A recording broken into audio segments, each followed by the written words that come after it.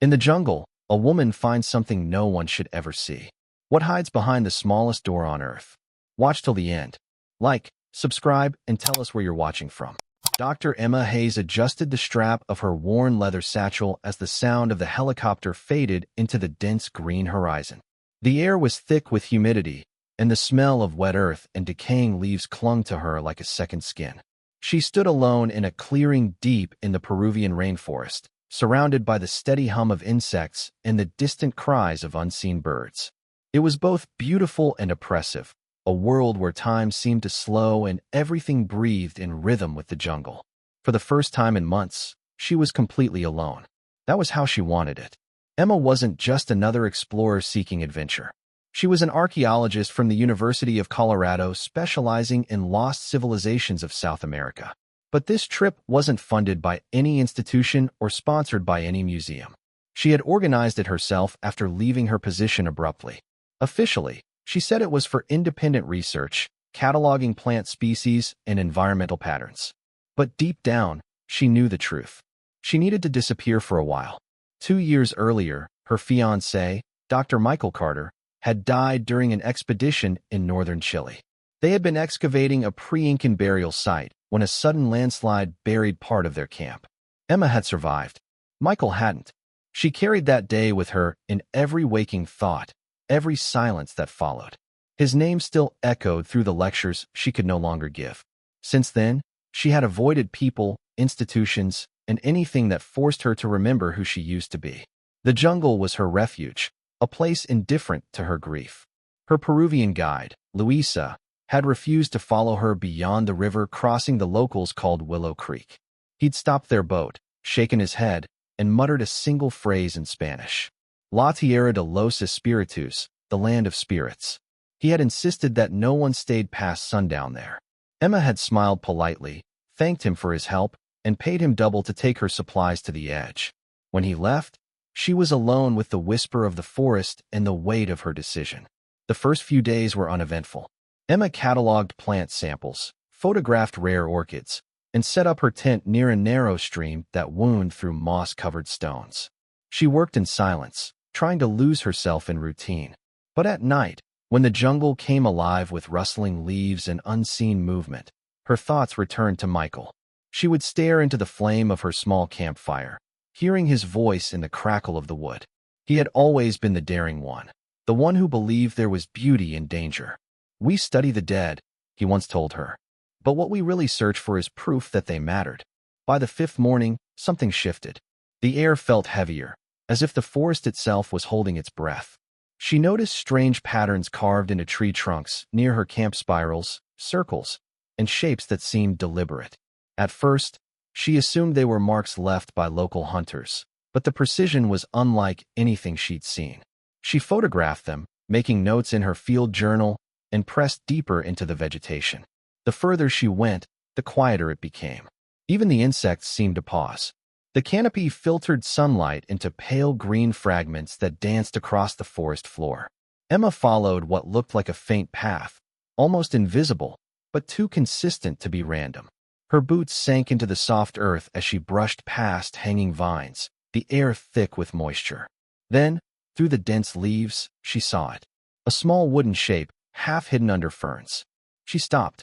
It was no more than 3 feet tall, roughly rectangular, with a pointed roof made of darkened wood. At first, she thought it was a child's toy, or perhaps a discarded shrine. But as she stepped closer, she saw the craftsmanship. Every inch of the exterior was covered in intricate carvings, spirals, animal figures, and patterns resembling waves or flames. Despite the humidity, the wood was remarkably intact. She knelt, brushing away dirt and moss with her gloved hands, tracing the symbols. The details were astonishing, too refined to be the work of chance. A shiver passed through her. She looked around and realized this was not a single structure. Between the trees, half concealed by vines, she could see more, 3, maybe 4 each, identical in shape and style. They seemed placed deliberately, forming a loose circle. A chill crept up her spine, though she couldn't say why. Perhaps it was the silence, or the thought that these small houses had stood here for decades, maybe centuries, unseen by anyone. Emma took out her camera, documenting every angle. Her rational mind told her to return to camp to analyze the findings and come back with better equipment. But her curiosity, the same impulse that had driven her into the field years ago, refused to let go. She had dedicated her life to uncovering what others overlooked. And now the jungle was offering her something extraordinary. As she crouched beside the nearest miniature house, she noticed a small door at its base no larger than her hand. It was sealed shut, but not locked. She hesitated, feeling her pulse quicken. She told herself it was probably empty, maybe used for storage or offerings. Still, she couldn't shake the sensation that she was intruding. Her thumb brushed the edge of the door, and for a brief moment, she thought of Michael again, his voice urging her forward, curious, fearless. The sound of the jungle faded entirely. She opened the door. Inside it was dark, but as light filtered through, she gasped softly. Something glimmered faintly, a fragment of bone, maybe, or ivory. Her breath caught in her throat. She couldn't see clearly, but she felt an overwhelming sense of unease, as though the air itself had thickened around her. She quickly shut the door and backed away, heart pounding. The feeling lingered even after she returned to her camp that evening. The jungle seemed to watch her. Every shadow looked alive. Yet beneath the fear, a spark of wonder burned. She had stumbled upon something ancient, something meant to be hidden. And though exhaustion tugged at her body, her mind wouldn't rest. She wrote in her journal until her flashlight dimmed. Structures found near Willow Creek. Hand-carved, possibly ceremonial. Unknown purpose. Must investigate further. As she closed the notebook, thunder rolled in the distance, echoing through the valley. The rain began to fall in slow, heavy drops, drumming on her tent like a heartbeat. She lay awake for hours, staring into the darkness, thinking not of danger, but of discovery. Somewhere out there, beyond the veil of rain and shadow, the tiny houses waited. And Emma Hayes, despite every warning, knew she would return to them. The rain had stopped by dawn, leaving the forest wrapped in a mist so thick that every movement felt dreamlike. Emma woke to the sound of dripping water from the leaves above her tent. Her body sore from a restless night.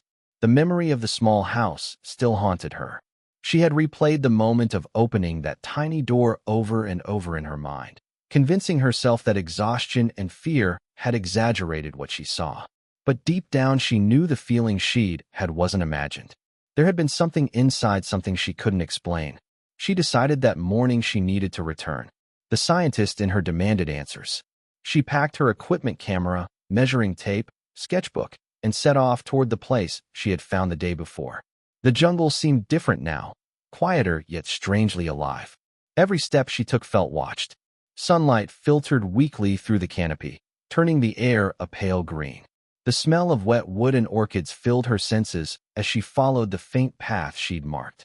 When she reached the clearing, her breath caught. The small houses were still there, untouched. They looked even more extraordinary in daylight, their carvings glistening with beads of rain. She knelt before the one she had opened, running her fingers gently over the symbols. The spirals and figures seemed to tell a story, but she couldn't yet understand it. She noticed that the carvings weren't random. They repeated across the other houses in subtle variations. It was a language, she realized, a pattern meant to be read. Emma began to document every detail, taking hundreds of photos from different angles. She measured the dimensions of the structures, drew sketches, and noted their alignment. The placement was deliberate. Each one faced east toward the rising sun. That detail stirred something in her memory. Many ancient cultures oriented burial sites toward the dawn, symbolizing rebirth. The thought made her pulse quicken. She hesitated, then crouched in front of another house. Its door was smaller, the carving sharper. She hesitated again, then with trembling hands opened it.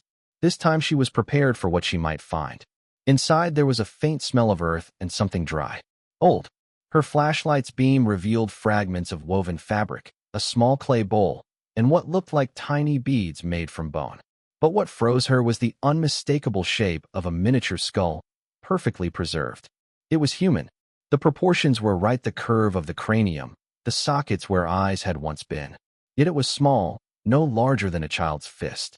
For several moments, she could only stare, her breath shallow, mind blank. She had seen human remains before in archaeological contexts, but never anything like this. The realization struck her slowly and painfully. These weren't toys. They were tombs. Her hands trembled as she closed the door again. She sat back in the dirt, heart pounding. The carvings, the orientation, the objects. It all made sense now. This wasn't a random collection of artifacts. It was a sacred site. The small houses were ceremonial graves, each one honoring a soul. The realization filled her not only with awe, but with a deep sadness. These were people once, members of an unknown tribe who had crafted miniature homes for their dead, hoping to give them peace in another world. She wondered who they were, what lives they had lived, and why their memory had vanished into the forest. Emma spent the rest of the day carefully examining the site. She found 5 houses in total, each unique yet bound by the same artistic hand.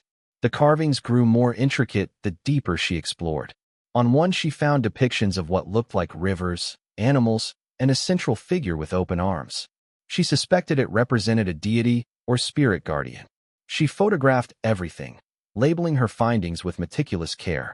She knew she had discovered something potentially monumental, a window into a culture no one had ever recorded. But there was also a weight pressing on her chest, a quiet voice whispering that she was trespassing where she did not belong. As the sun began to sink, the jungle transformed. Shadows lengthened, and the air grew heavy with the scent of rain. Emma packed her gear, glancing one last time at the houses. For a brief moment, she thought she saw movement, a flicker of light inside one of the small doorways.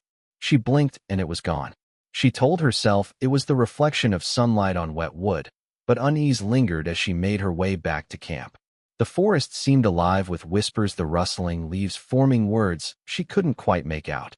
That night, she sat by the fire with her journal open. Her notes were thorough, but her handwriting wavered. She wrote down her hypothesis. Miniature wooden structures discovered near Willow Creek appear to serve as funerary shrines. Evidence of ritual offerings and human remains suggests burial customs of an unidentified indigenous group.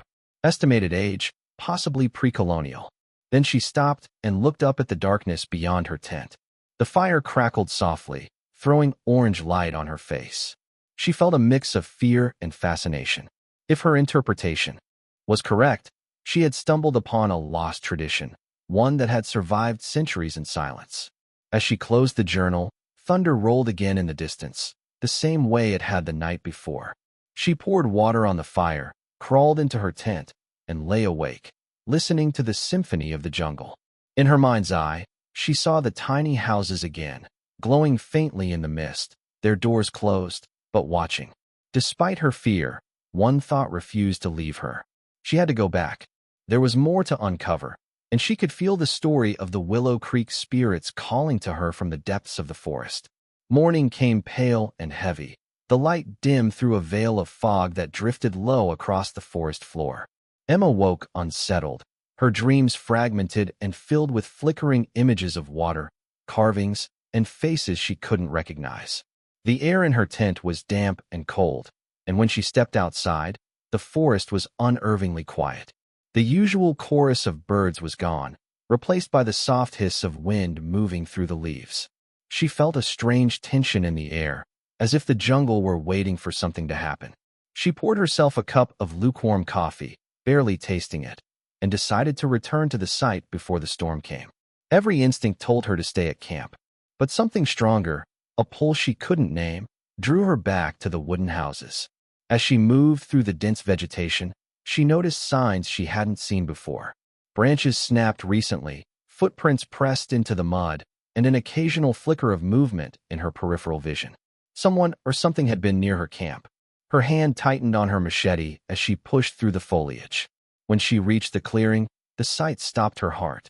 The small wooden houses were untouched, but the ground around them bore new marks. Prints too large to be animal, too deliberate to be natural. She crouched, examining them, and realized they were human. A cold dread spread through her. Was someone else exploring this site? Or had the villagers from downriver come after all, perhaps to see what she had disturbed? The thought filled her with guilt. She had intended to study, not invade. She began checking the perimeter, marking every detail in her mind. Then a sound broke the silence, a soft rustle behind her. She turned sharply but saw only the movement of leaves. "Hello," she called out, her voice steadier than she felt. No answer. The forest swallowed her words.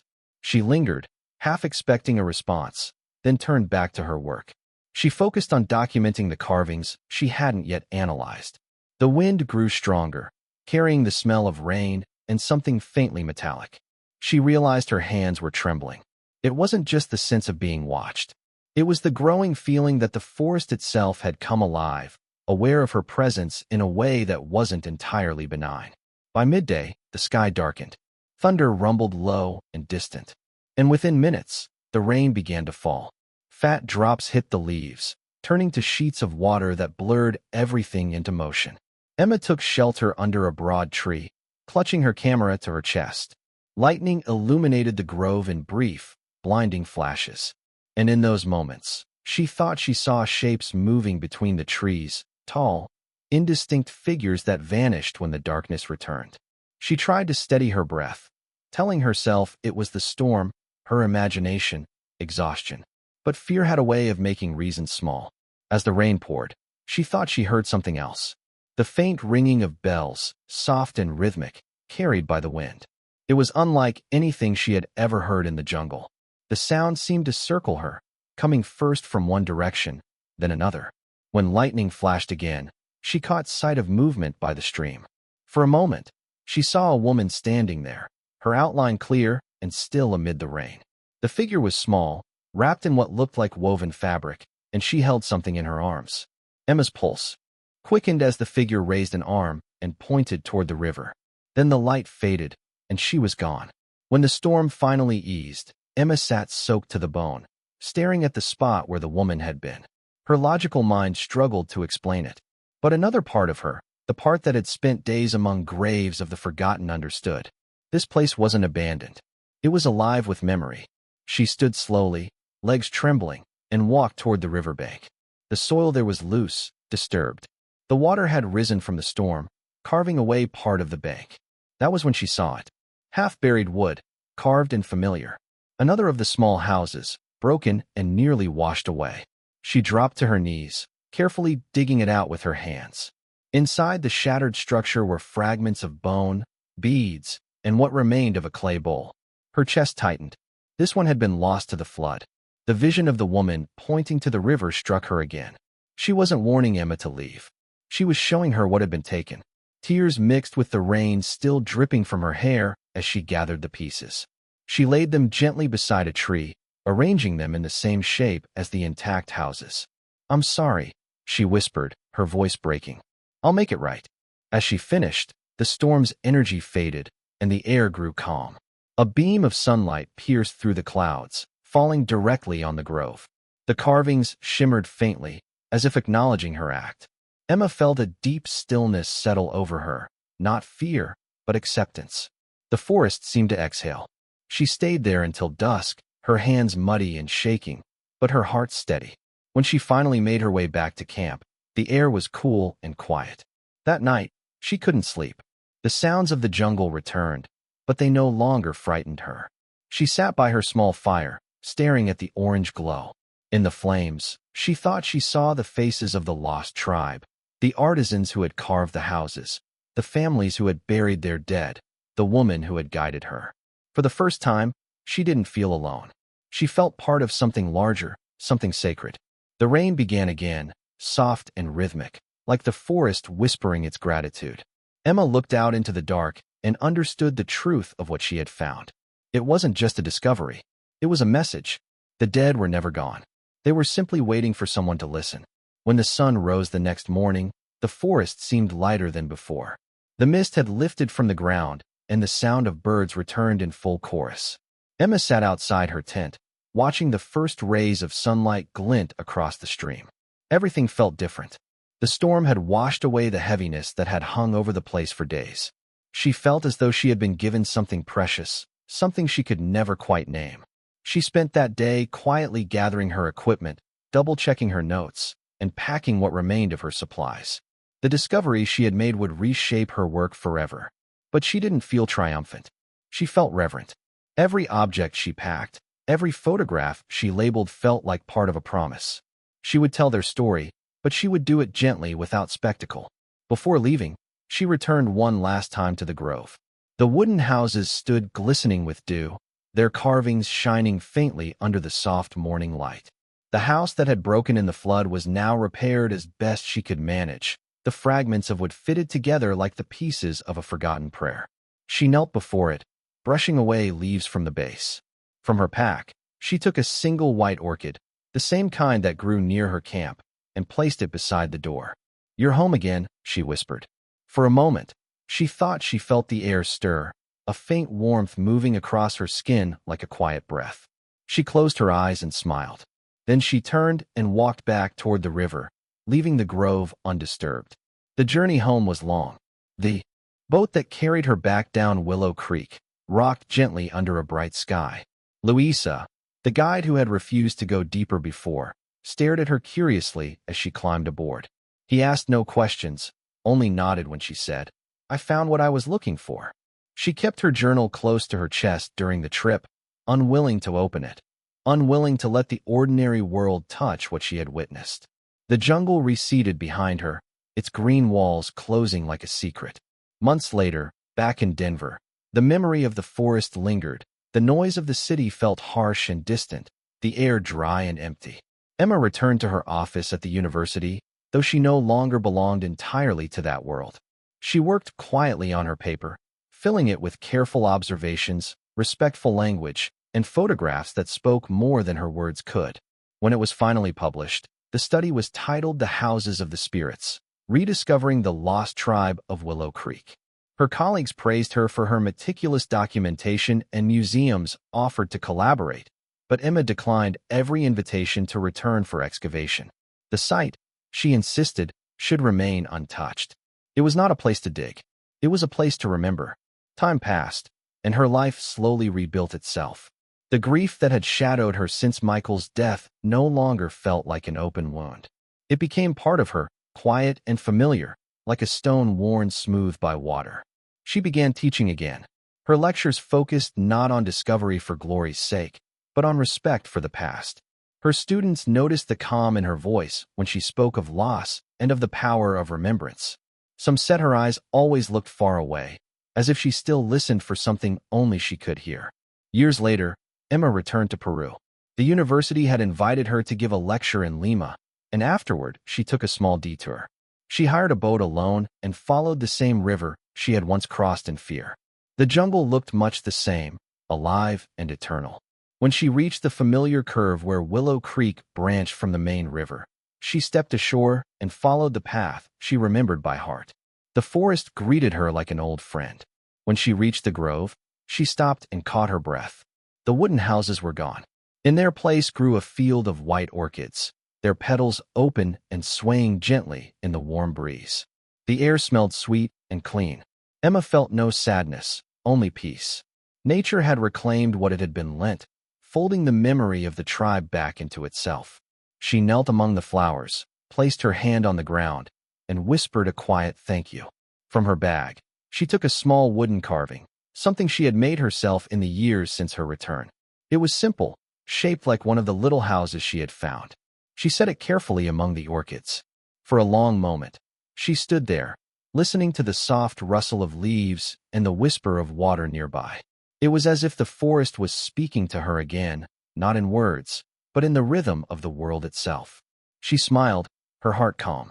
As the sun dipped behind the trees, she turned back toward the river, her silhouette fading into the gold of the evening.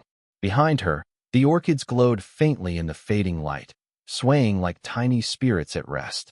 And in that quiet, endless place, the story of Willow Creek remained not as a secret to be uncovered, but as a memory, eternal and at peace. Some secrets never sleep. What would you do in her place? Like, subscribe, and tell us where you're watching from.